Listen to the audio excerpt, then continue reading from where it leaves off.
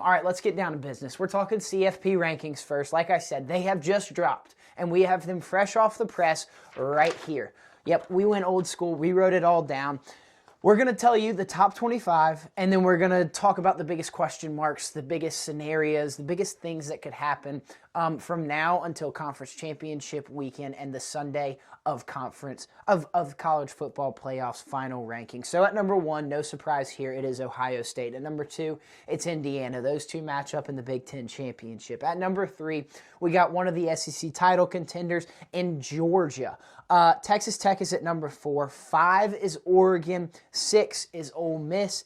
7 is Texas A&M after their terrible, dominating loss to Texas in rivalry week. They fall all the way from number 3 to number 7. At number 8, you got OU.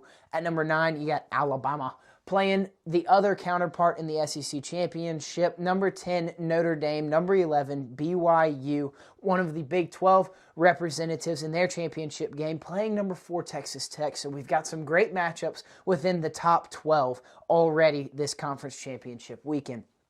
At number 12, you've got Miami. At number 13, Texas. They jump up 2 spots ahead of number 14, Vanderbilt, simply because they have the head-to-head. We'll get into that debate sooner rather than later. At number 15, Utah. At number 16, USC, as in Southern California. Number 17, the University of Virginia, playing in the ACC championship against unranked Duke, so we won't talk about them in these top 25. At number 18, you've got Arizona, a huge win for the Wildcats as they take down Arizona State, the defending Big 12 champs in rivalry week.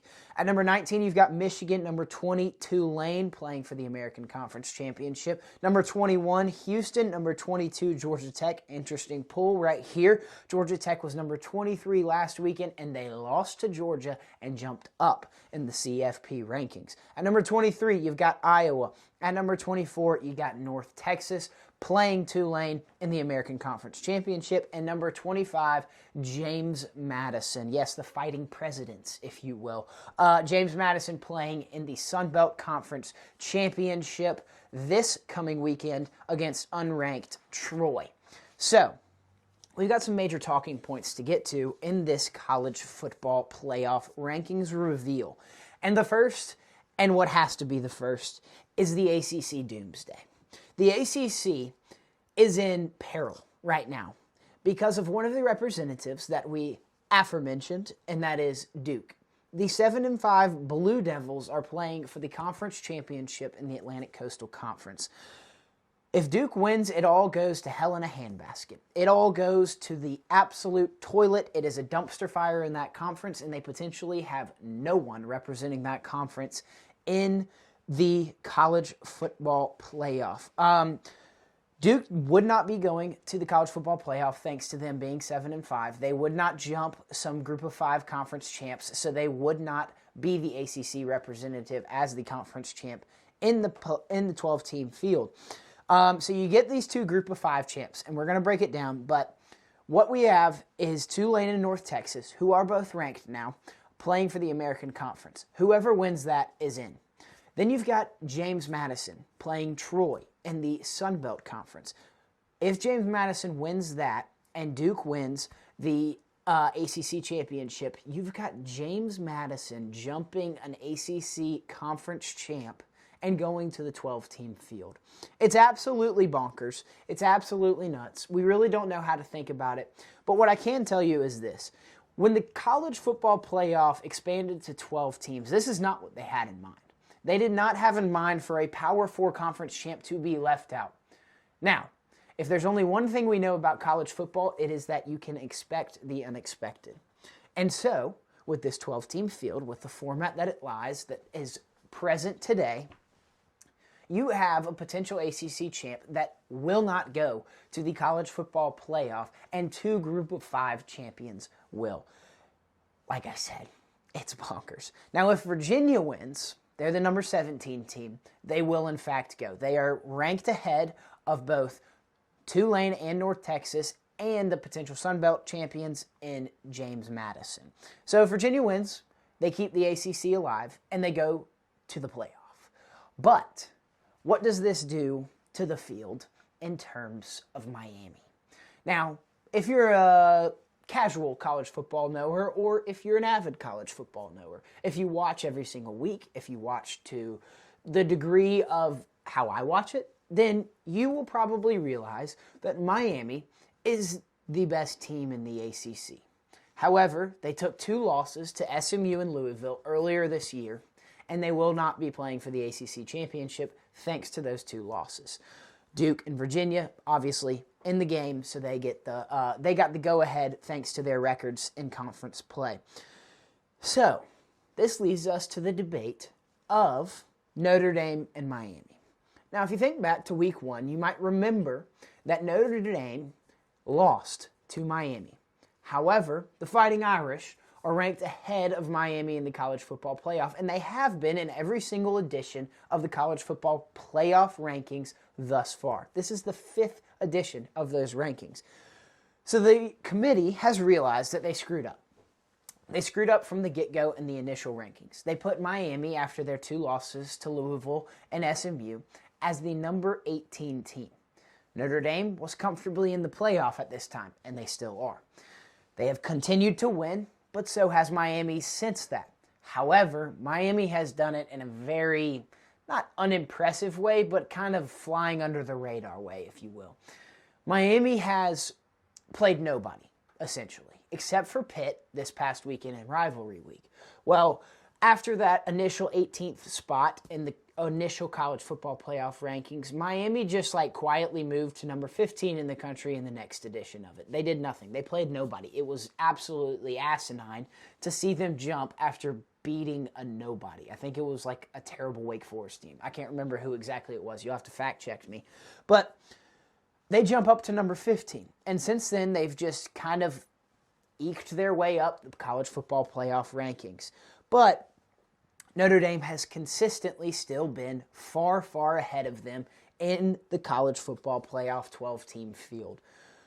So, you might think to yourself, just like everybody else in this country is, well, how in the hell is Miami ranked behind Notre Dame if they have 2 losses and Notre Dame has 2 losses and Miami has the head-to-head win over Notre Dame? Well, to be quite frank with you, I have no freaking clue. Because I don't understand.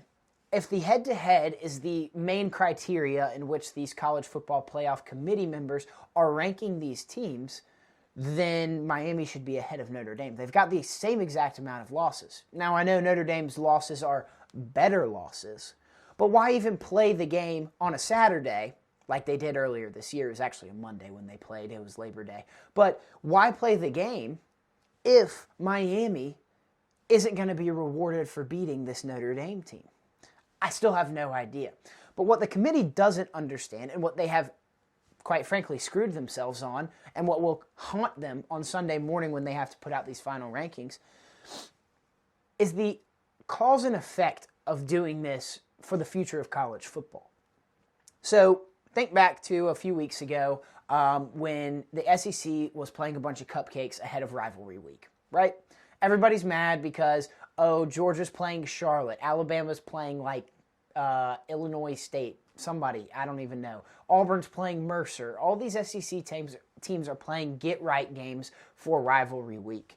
And the college football media, the college football fans are all pissed off, calling the SEC a bunch of frauds for scheduling these games this late in the year.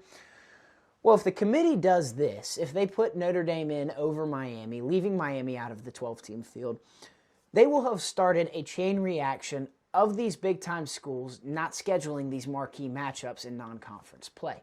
We won't get the Ohio State-Texas game. We won't get the Texas A&M Notre Dame game. We won't get Miami-Notre Dame because the committee is showing that if you play early enough in the season, even if you win that game, they're not going to reward you. It doesn't really matter. So it absolutely behooves me because I don't think the committee understands the magnitude of this problem. So that takes us to where we are now. Notre Dame fell behind Bama. They were number 9 last week, and they go to number 10 this week. Miami jumps to number 12 in the rankings. Now, they are not theoretically in the college football playoff, even though they are a top 12 team, because they are not the ACC representative in the conference championship. So Miami's only hope of getting in the college football playoff is as an at-large team. How that makes sense is how the committee ranks them. You're talking in pods or in pools. So basically the committee takes a group of teams that are closely related, closely similar in the rankings, and they put those 4 to 5 teams on a big board and they rank those in order. And then they take the next pod of teams and they rank those in order. So they break it down into these groups of teams of 4 or 5, and that's how they get their rankings. They then pile it together and there's your top 25. So what doesn't make sense to me, what behooves me, is Notre Dame and Miami keep getting closer and closer in these rankings. Notre Dame has dropped, not much, just a spot, while Miami has continued to climb from number 18. They're meeting right here in the middle. There's only one team that separates them in between, and that's BYU at number 11. With that being said, how are these teams not ranked in the same pod or in the same pool, whatever you want to call it? I don't know. I don't know, because the committee has said that they really they aren't answering it. When the president goes on with Reese Davis after the rankings are revealed, he has shied away from this question. He has not said a damn thing about what they're going to do with the Notre Dame-Miami debate. So you've got these two teams that are this close ranked, and they're not being ranked in the same pod. Therefore, Miami is not getting this head-to-head benefit with a win over Notre Dame that they should be getting. And it's absolutely insane. But the real question mark behind this, and what really sparks this conversation, especially today, is Alabama jumped Notre Dame, so it's putting Notre Dame even closer. What's up, everybody? Just wanted to give you a quick reminder to hit that subscribe button on the Hammy Show. We really appreciate all of the support and all of the following that we are gaining constantly. But if you keep doing that, we can keep bringing you this constant coverage. All of the ham-powered antics, the lovable chaos, the wild moments in this crazy world of sports, it's right here on the Hammy Show. And if you hit that button, you won't miss an episode. Now, let's get back to the show. So that leads us to our next big question. Alabama over Notre Dame. It was probably the most notable thing that happened in these college football playoff rankings. What is going to happen with Alabama if they lose the SEC championship game? Well, what the committee just did today was they absolutely saved their asses. They put Alabama over Notre Dame at number 9 in the nation. So if Alabama loses the SEC championship game this Saturday to Georgia, they are comfortably in the college football playoff, and they will not be removed from the college football playoff if they lose. So, do I agree with this? Actually, yes. As much as I would hate to see Alabama for a third time in the college football playoff, Alabama deserves to be in. If you look at it from this standpoint, it all makes sense. Bama is the technical number 1 overall seed in the SEC championship. They'll be wearing the home jerseys, and Georgia will be wearing white. They have the head-to-head over Georgia, therefore they control the SEC as we speak. Now, these two teams will fight it out on Saturday in Atlanta and Mercedes-Benz Stadium, and we'll really see who the king of the SEC is. But as we speak, Bama is the technical number 1 seed in the SEC. It doesn't matter about the tiebreaker at the top, that they're all ranked number 1 between Bama, Texas A&M, Ole Miss, and Georgia. No, Bama is the theoretical number 1 team in the SEC. Now, you're telling me come Sunday morning that Bama has lost the SEC championship, and the committee is really going to leave out the technical number 1 seed in the SEC? There's absolutely no way. They can't. The SEC would rant and rave and hoop and holler, and they would be sorely pissed off. Greg Sankey would make it his life's mission to take down the college football playoff committee and watch it burn to the ground, literally, if Alabama was left out of the college football playoff. They are not leaving them out. Don't get your hopes up, Georgia fans. Don't get your hopes up, any other fan bases. You will see, somebody at least will see Alabama in the college football playoff, even with 3 losses in that SEC championship game. Thanks to that SEC championship game giving them their 3rd loss. But the other side of this, the flip side on this coin, is what happens if Alabama wins the SEC championship. Well, if they beat Georgia for a second time, who is the number 3 team in the nation right now, they would then most likely jump from number 9 to a top 4 seed. Because, once again, you think the SEC, you think Commissioner Greg Sankey would allow his SEC champion to not get a bye? I don't care if they have 2 losses. Georgia had 2 losses last year. I don't care if one of their losses is to Florida State. I don't care that they barely beat Georgia. I don't care that they lost to Oklahoma. The Alabama SEC champions, in this theoretical sense, would be a top 4 team, and they would get a bye. Once again, who would take their place in the top 4? An at-large team? You're telling me a team like Oregon, a third Big Ten team in the top 4 would happen. Or a team like Texas Tech, which they'll probably win the conference championship and be in the top 4. But a team like, who's number 6 in the country? Let's see. An Ole Miss, an at-large SEC team, would hop both Georgia and Alabama after not playing in the conference championship and get a bye. Ladies and gentlemen, it's not going to happen. Alabama is safe and sound in this college football playoff, and if they win, they're safe and sound with a top 4 seed. So, that's that. That's my stance. I rest my case. The next topic we have to discuss is the group of 5. Now, I know we touched on it a little bit in the ACC Doomsday scenario, but I want to talk about these 2 games, and we're going to get to the preview of the American Conference Championship between Tulane and North Texas. But the big takeaway that I had from tonight was we finally got to see where all of these 3 teams, Tulane, North Texas, and JMU, got ranked, and how these guys were going to rank, how this committee was going to rank them in the certain pecking order that they did. What they did is they put both of the title contenders, North Texas and Tulane, ahead of James Madison. Why would they do this? Well, that is in case if whoever wins the American Conference Championship will get in over JMU if there's only one group of 5 representative in the college football playoff. They wanted it this way because the committee respects the American Conference and the quality of opponent in that conference over that of the Sun Belt Conference and JMU's opponents. So that's what you're getting. That's how it's going to be. Whoever wins the North Texas-Tulane game is going to be the group of 5 representative. But once again, the ACC Doomsday could happen, and Duke could win the ACC, and the ACC gets no teams in, and James Madison sneaks their way in as a second group of 5 team. So you'd have a bunch of Big Ten teams, a bunch of SEC teams, potentially 1, maybe 2 if BYU wins the Big 12 teams. But if Texas Tech wins, it's just going to be Texas Tech. So you've got those 3 conferences covered. And then you would have a Sun Belt Conference and an American Conference representative in there.